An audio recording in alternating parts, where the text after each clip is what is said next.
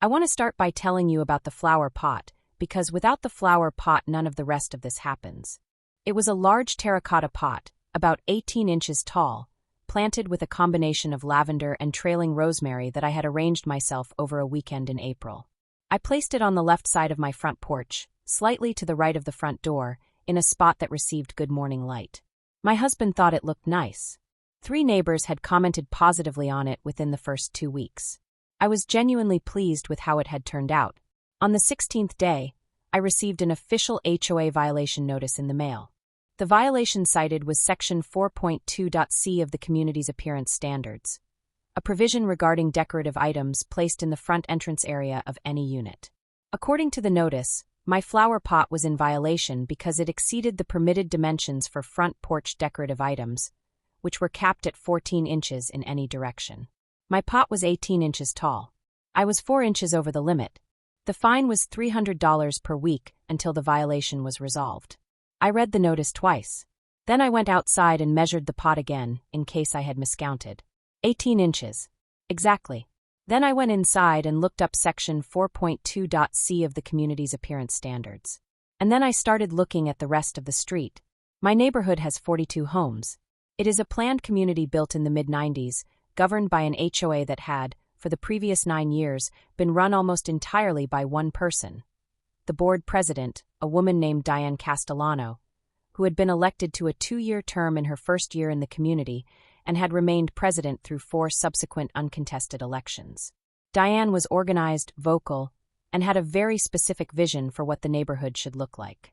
In practice, this meant that the appearance standards were enforced selectively and inconsistently in ways that, once you started paying attention, were not difficult to identify. I paid attention. Over the following 2 weeks, I walked the neighborhood at different times of day and documented what I found. I was not aggressive about it, just a person walking, occasionally stopping to photograph something with my phone. What I documented was this. 14 homes had decorative items on their front porches. Of those 14, 11 had items that appeared to exceed the 14-inch dimension limit specified in Section 4.2.c. The items included large ceramic urns, oversized welcome signs, substantial garden sculptures, and in one case a wooden bench that was certainly not 14 inches in any direction. Of those 11 apparent violations, none had received a fine notice as far as I could determine through conversations with the relevant neighbors. Of the 11 homes with apparent violations, 2 belonged to members of the HOA board. One of them was Diane Castellano's own home, which featured 2 large urns flanking her front door that I measured, from a public sidewalk, at approximately 22 inches tall each. I documented everything and brought it inside. My husband looked at the photographs and the measurements and then looked at me and said, "What are you going to do with this?" I told him I was going to start with the fine. I submitted a formal written response to the HOA disputing the fine on 3 grounds. The first was a request for clarification on the enforcement process, specifically how violations were identified, who made the determination that a violation existed, and whether a formal inspection had been conducted prior to issuing the notice. The second was a request for the complete violation history for my property, which HOA members are entitled to request under most state HOA regulations, as well as the complete violation history for any property on the street that had been cited for Section 4.2.c violations in the previous 5 years. The third was a formal note that I had identified what appeared to be multiple potential violations of the same section on neighboring properties, including at least 2 that appeared to significantly exceed my own alleged violation, and that I was requesting these be reviewed for consistency of enforcement. I sent the letter certified mail to the HOA management company, copied to each board member individually, and kept a copy for myself. The response came 3 weeks later. The fine was suspended pending review. I was informed that the board would take my concerns under consideration at the next scheduled meeting. I attended the next scheduled meeting. It was the first HOA meeting I had ever attended in 4 years of living in the community. The meeting was held on a Thursday evening in the community room of the neighborhood's small clubhouse. 12 residents attended, which I later learned was an unusually high number. Typical attendance was 3 or 4 people beyond the board members themselves. Word had apparently gotten around that something interesting might happen. Diane ran the meeting with the practiced efficiency of someone who had been doing this for 9 years and considered it her domain.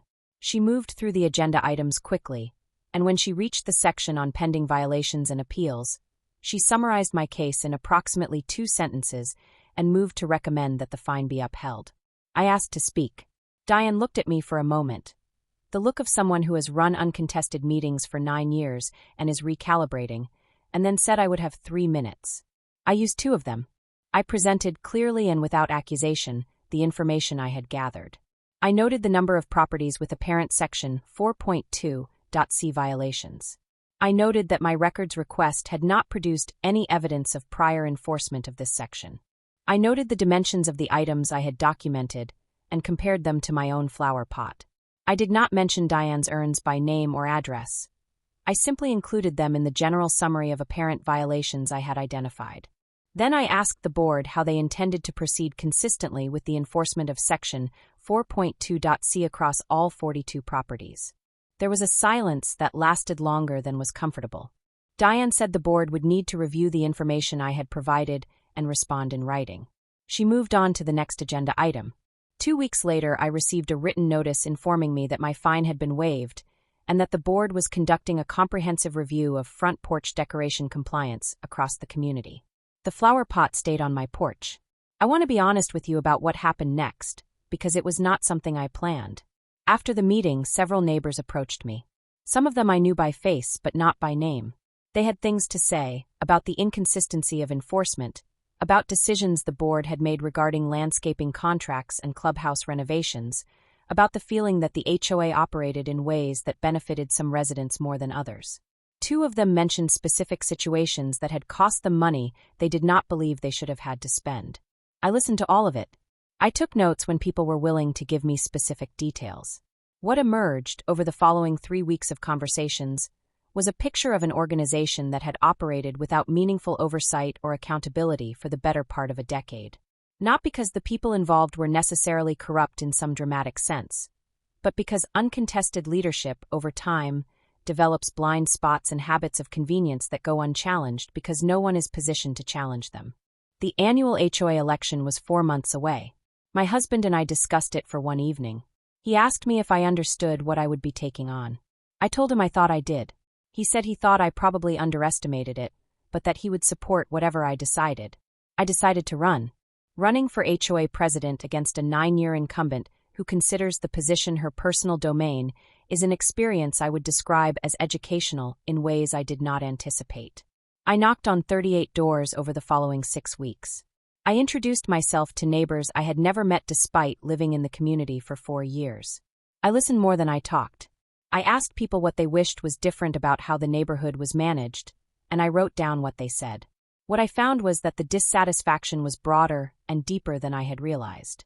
People had complaints that went back years, about the management company the board had selected, about special assessments that had been levied without adequate explanation, about a clubhouse renovation project that had gone significantly over budget and produced results that several residents found substandard. What I also found was that most people had assumed nothing could change because Diane had been there so long and no one had ever successfully challenged her. Several people told me directly that they had not bothered to vote in previous HOA elections because it had never seemed to matter. I told everyone I spoke to that it would matter this time. I submitted my candidacy formally 6 weeks before the election. I prepared a 1-page statement that I distributed to every household in the community, outlining 3 specific things I intended to do if elected. Establish a transparent violation enforcement process with documented standards, conduct an independent review of the management company contract, and implement a requirement that all board decisions above a certain financial threshold be presented to the full community before approval. Nothing radical. Nothing dramatic. Just accountability and process. Diane responded by distributing her own letter to the community, citing her 9 years of service and the improvements the neighborhood had seen under her leadership. The letter was polished and professional. She was not wrong that the neighborhood had improved in various ways during her tenure. I acknowledged this when neighbors brought it up.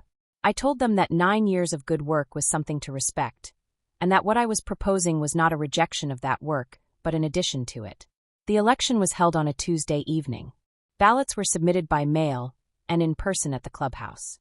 41 of 42 households submitted a ballot, the highest participation in the HOA's history, according to the management company's records. I won by a margin of 26-15. I have now been HOA president for 14 months.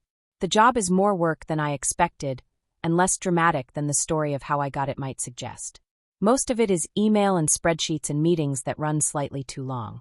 I have discovered that running an HOA well is genuinely difficult. There are competing interests and limited resources and decisions that have no perfect answer. What I have tried to do consistently is be transparent. Every enforcement action is documented and applied against written standards.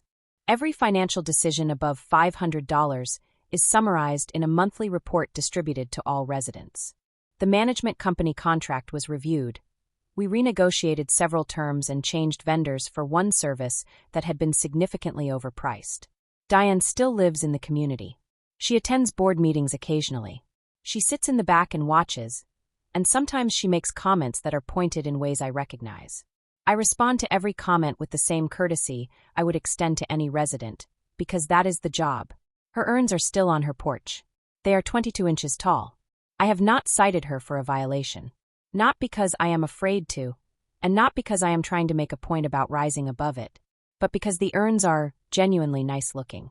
The Section 4.2.c dimension limit has since been revised by board vote to 24 inches, which reflects a more reasonable standard, and which means that most of the decorative items on the street are now compliant without anyone having to move anything. My flower pot is still on my porch. It is, I continue to maintain, genuinely beautiful. The lavender bloomed again this spring, better than the first year. The rosemary has spread in a way I did not expect but have come to like. Several neighbors have asked me where I got the pot. I tell them it was just something I found, and that it turned out to be more significant than I expected. That is, in the most literal sense, exactly true. There are two things I want to leave you with, because I think this story has two separate lessons that are worth keeping. The first is about documentation and process. The reason I was able to challenge the fine, the reason the meeting went the way it did, and the reason the campaign was credible was not because I was louder than Diane or more aggressive or more invested. It was because I had done the work. I had read the governing documents. I had measured the pots. I had walked the street and written down what I found. I had sent letters certified mail and kept copies. The foundation of everything that followed was careful, undramatic preparation done in private before anything became public. If you are ever in a dispute with an institution, an HOA, a landlord, an employer, a government agency, the single most valuable thing you can do is read the rules they are supposed to be following and document the gap between those rules and what is actually happening. That gap, clearly demonstrated, is more powerful than any argument you can make. The second lesson is about participation. Diane had been HOA president for 9 years through uncontested elections because residents had assumed their participation didn't matter. 15 households voted for Diane in that election. 15 people who believed the existing arrangement was either fine or preferable. 26 voted for change. The difference between 9 more years of the same and something different was the 26 people who showed up and made a different choice. Most of the structures that affect your daily life, your neighborhood, your local government, your workplace policies, are run by whoever shows up and stays. The barrier to showing up is usually much lower than it appears from the outside. My flower pot started all of this. A terracotta pot, 18 inches tall, planted with lavender and rosemary on a Tuesday afternoon in April. Sometimes the smallest things turn out to be exactly the right size.